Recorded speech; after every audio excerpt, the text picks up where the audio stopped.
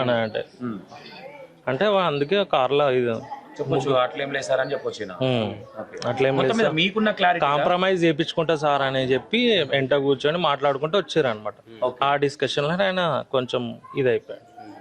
Okay, అంటే ఒక clarity ఏంటంటే వచ్చేటప్పుడు డిస్కషన్ అవుతా ఉన్నది, ఆ డిస్కషన్ లో ఈమె ఆరిగెంట్ గా మాట్లాడుతా ఉన్నది కాబట్టి ఆ టీ తాగిన మధ్యలో ఇంకా దీన్ని బతకనేయడం కరెక్ట్ కాదన్న ఇంటెన్షన్ తో కత్తి కొనుగోలు చేయడం జరిగింది అనుకోవచ్చా? అదే అంతే కదా. అంతే. ఓకే, ఏ విధంగా చూడొచ్చు అన్న తరచుగా ఇవి జరుగుతూనే ఉన్నాయి, పొద్దున్న లేస్తే ఈ అక్రమ సంబంధాలని ఇదని ఎంత చూసినా గానీ మళ్ళీ అదే న్యూస్ అదే రిపీట్ అదే ఇంత కూడా చూసి కొన్ని మారాలని అనుకుంటారు కానీ అది ఇంకా ఎక్కువ అయిపోతున్నాయి కదా. ఈ పవన్ అనే వ్యక్తిని ఎప్పుడన్నా చూసిరా మీరు ఇక్కడ? ఇప్పుడు అదే ఆన్లైన్ అదే ఇన్స్టాగ్రామ్ ఫ్రెండ్ అంట, మాకు కూడా తెలియదు. కొంతమంది క్లాస్మేట్ సంథింగ్ అంటా ఉన్నారు. క్లాస్మేట్ అంటే classmate only Instagram friend. Already ఆయనకు కూడా మ్యారేజ్ అయింది, పిల్లలు ఉన్నారంట. అదొక టాక్ అంతే. ఆయనకి ఇక్కడనే పోలీస్ స్టేషన్లో ఉండు. ఆయన కూడా ఇక్కడ తీసుకొచ్చిరా పవన్ ని కూడా తీసుకొచ్చారంట. ఆ రోజే పంపించారా ఏమో తెలియదు, పట్టుకురావడం అయితే పట్టుకొచ్చారు ఇక్కడ. అంటే ఒకసారి అన్నాడు అన్న తాళి తీసేసిందని చెప్తా ఉన్నారు కదా, అంటే ఏ విధంగా చూడవచ్చు? అంటే ఇద్దరు పిల్లలు, అంటే 11 సంవత్సరాల పాప, 6-7 years బాబు ఉన్నప్పుడు ఈ టైంలో ఎవరైతే సిద్ధారెడ్డిని వదిలేసి పవన్ రెడ్డితోనే పోవాలన్న ఆలోచన అనేది కరెక్ట్ అంటారా, రాంగ్ అంటారా? రాంగ్. ఇప్పుడు మనం బంధాలు బాధ్యతలు లేనప్పుడు వాళ్ళకు ఏ విధంగా బిహేవియర్ చేస్తున్నా అనేది తెలియట్లేదు. ఓకే, అసలు వాళ్ళకు ఏంది అర్థం కావట్లేదు. వాళ్ళు ఏంది సోషల్ మీడియా సోషల్లో ఇంత ఫాస్ట్ జనరేషన్లో మనము తెలియని విషయాలు తెలుసుకోవాలి.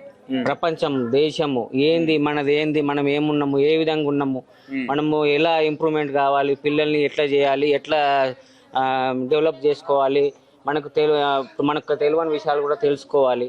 మనకు ఇట్లా బంధాలు బాధ్యతలు మర్చిపోయి ఈ విధంగా చేసుడు మాత్రం తప్పు. అన్న మొగడు భర్త బతికుండగానే మెళ్ళో నుంచి తాళి తీసిందంటే సిద్ధార్థది ఏమైనా తప్పుంది అనుకోవచ్చా?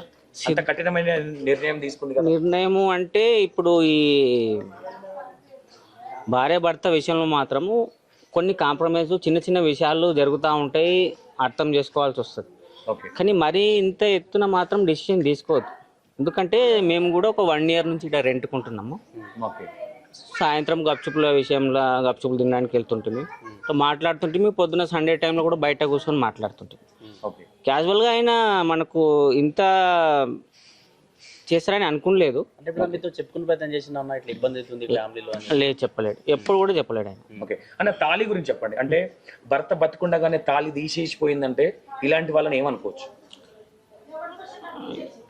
వాళ్ళు అన్ని విధాలుగా తెగించిన వాళ్ళే అంటారు కదా అట్లా. అన్ని విధాలు తెగించిన వాళ్ళే చేస్తారు అట్లా. ఇప్పుడు ఆ విషయంలోనే ఇప్పుడు సరే, ఇప్పుడు ఈయన కూడా అంటే రికార్డింగ్స్ మనము ఇట్లా వేరే వేరే ఫోన్లలో ఉన్నాయి. మేము ఇట్లా మార్నింగ్ లేచిన నుంచి ఒక 7:30 అట్లా లేవా కానీ ఇట్లా పబ్లిక్ అంతా ఎండిండ్రు, వీళ్ళ భార్య వెళ్ళిపోయింది అంటే సరే ఏదో కొట్లాడి వెళ్ళిపోయినరేమో అని అనుకుంటాం. అక్రమ సంబంధం అనేం తెలియదు మనకు. క్యాజువల్గా ఏంటంటే సరే వెళ్ళిపోయినరని తెలుసు. కాకపోతే ఒక 1 day వాళ్ళ మదర్ వాళ్ళ దగ్గరకు పోయిండొచ్చు అని అనుకున్నాం. సరే వచ్చిన తర్వాత 2-3 days తర్వాత కూడా మరి వచ్చిర్రా లేదా ఇట్లా మనకు 1 week అయింది. 1 week అయితే కూడా రాలేదు చేయలేదు అంటే సరైన లొకేషన్ ద్వారా ఏంది మరి కంప్లైంట్ ఇచ్చిన తర్వాత కూడా సరే సెర్చ్ చేస్తున్నాము ఇంకా రాలేదు అని ఇట్లా అందరి మంది అంటారు కదా, అప్పుడే తెలిసింది తప్ప మేము ఎప్పుడు అడగలేదు ఆయనకు. మేము ఇట్లా అడగడానికి కూడా తప్పు, మనకి ఇట్లా అయిందంట కదా అని తప్పు. సరే ఇట్లా అనుకున్న విషయాలని సరే ఇప్పుడు వీళ్ళు ఓనర్లు వీళ్ళందరూ ఆంటీ వాళ్ళు ముందు వాళ్ళు చెప్తే తెలిసింది కాబట్టి అంతేగాని మనకు తెలియలేదు.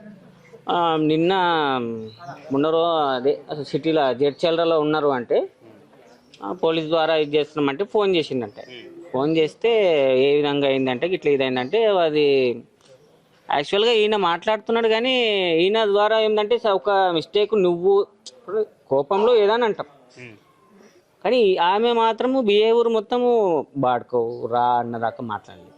రికార్డింగ్ మాత్రం లైవ్లో మనం వాళ్ళ పర్సనల్ విషయాలే మనకు తెలియదు, ఏమైందని తెలియదు. కాకపోతే ఇందులో ఈయన కూడా కొద్దిగా పేషెన్స్ లేకపోవడం కూడా కొద్దిగా ఓపిక లేకపోవడం కూడా ఇంత ఇంటెక్షన్ ఆమె కూడా ఉండొచ్చు, ఈయన కూడా ఇంటెక్షన్, కానీ కొద్దిగా పేషెన్స్ లేక ఓపిక లేక బంధాలు ఇవన్నీ మర్చిపోయి ఈ విధంగా చేస్తున్నారేమో అనిపిస్తుంది. కాబట్టి వీళ్ళు కొన్ని కనీసం అవేర్నెస్ రావాలి వీళ్ళకు. కొన్ని పిల్లలు ఉన్నారు, ఆయన కూడా అన్నాడు పిల్లలు ఉన్నారు మరి ఇది చేస్తున్నారు, సరే అయింది కాళ్ళు మొక్కిందట. అంటే వేరే వాళ్ళు అన్నంగా విన్నాం కానీ నేను అన్నడా లేదు తెలియదు. కాళ్ళు కూడా మొక్కిండంట అని వేరే వాళ్ళు అన్నారు ఇక్కడ గల్లీలో.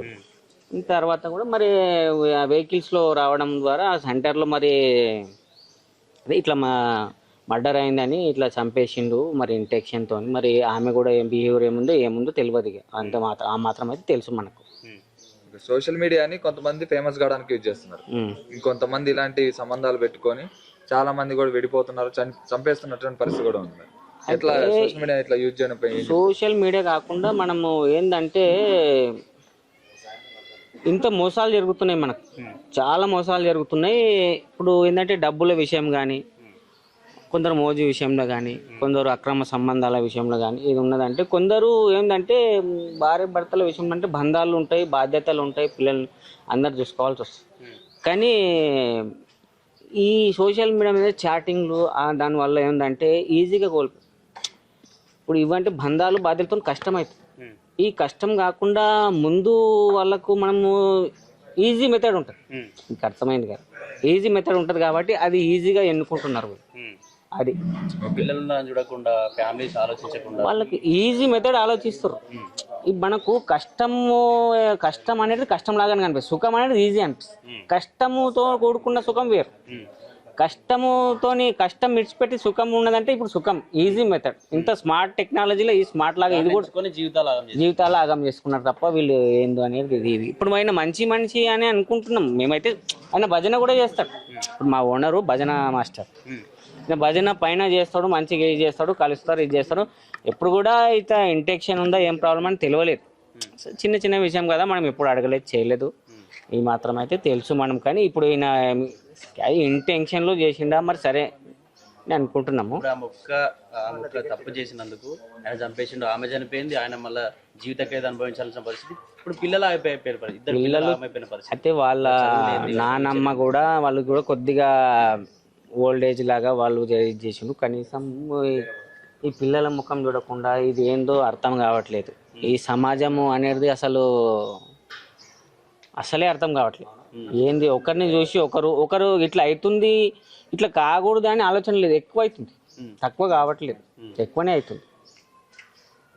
దీనికి కనీసం సొల్యూషన్ ఏంది అనేది కనీసం ఆ స్కూల్లో పిల్లలకు చెప్పేటట్లు చెప్పాలన్నా మరి ఎట్లా అనేది తెలియట్లేదు. ఓకే.